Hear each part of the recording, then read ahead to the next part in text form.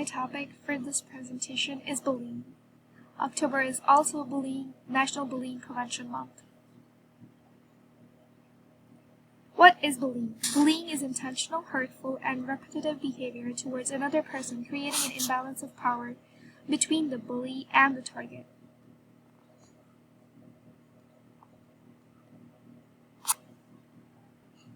Who is at greater risk of being bullied? Children with physical, developmental, intellectual, emotional, and sensory disabilities are more likely to be bullied than their peers. Bullies target their peers based on perceived or real differences in appearance, behavior, or ability.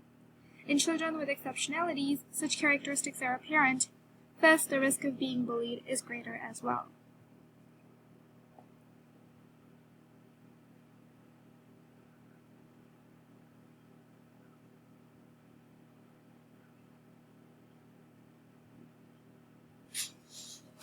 Reasons most often reported by victims of bullying include about 50% based on looks, 34% based on body shapes, and 14.8% based on race.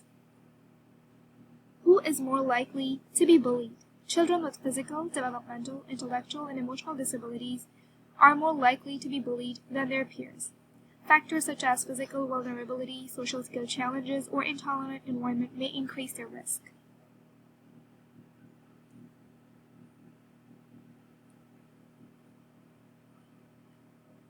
Attention deficit or hyperactivity disorder, autism spectrum disorder, epilepsy, hemiplegia, diabetes are some of the examples of disabilities that increase likelihood of being bullied by peers.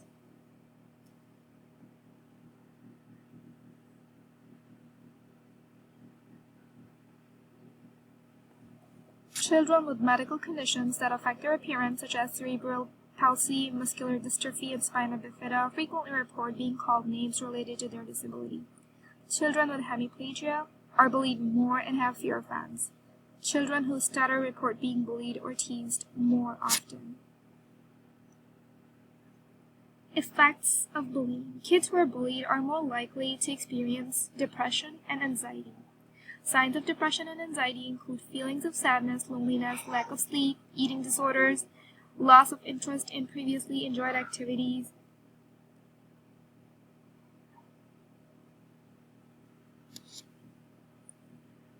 They also experience decreased academic achievement, such as lower scores, standardized test scores, or GPA.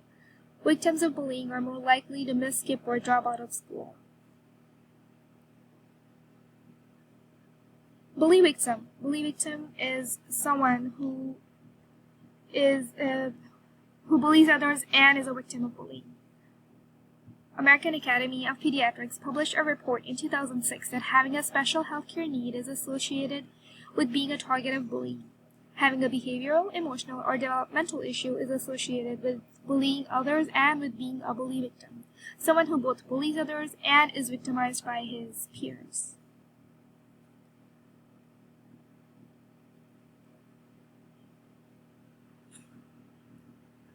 Some statistics about bullying of special needs students.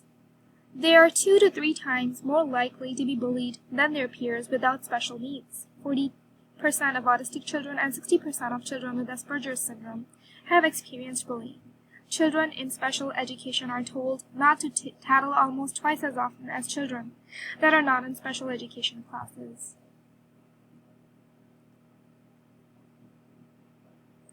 Your response as a teacher is important. Parents, teachers, and other adults are the most important advocates that a student with disabilities can have. Therefore, you must consider how to handle the child's questions and emotions. You may prepare by committing yourself to listen without judgment, providing the child with a safe place to work out their feelings, and determine what steps may be taken next. Resources for students with disabilities include IEP programs. They are individualized education programs designed for eligible students under the Individuals with Disabilities Education Act and are one of the most crucial resources in situations such as bullying. So, for example, if a child is being bullied and it's been identified, it's been confirmed, the IEP teams can meet up and decide a plan on how to kind of stop the bullying from occurring, or how to keep the students safe emotionally and physically.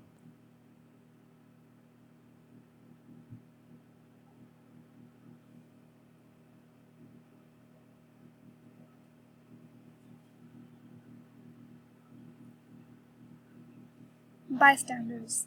The power of bystanders cannot be emphasized enough when bullying occurs.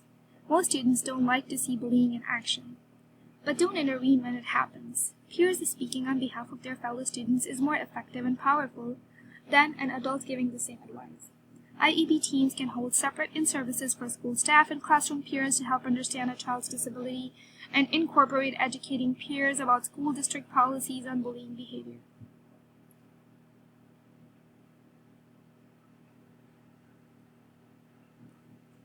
How can you as a teacher create a safe environment for your special needs children?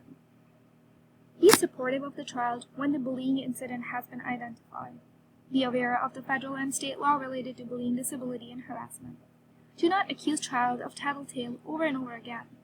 When a special needs child is accused of bullying, make sure that it is not in response to being repeatedly bullied. Oftentimes, bully victim is only playing the bully after repeatedly being bullied, so take your time to investigate before making a final conclusion.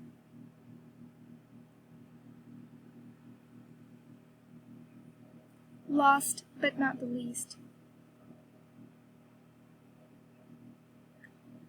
as teachers, you all should know the federal law. Bullying behavior can become disability harassment, which is prohibited under Section 504 of the Rehabilitation Act of 1973 and Title II of the Americans with Disabilities Act of 1990. According to the U.S. Department of Education, disability harassment is intimidation or abusive behavior towards a student based on disability that creates a hostile environment by interfering with or denying a student's participation in or receipt of benefits, services, or opportunities in the institution's program.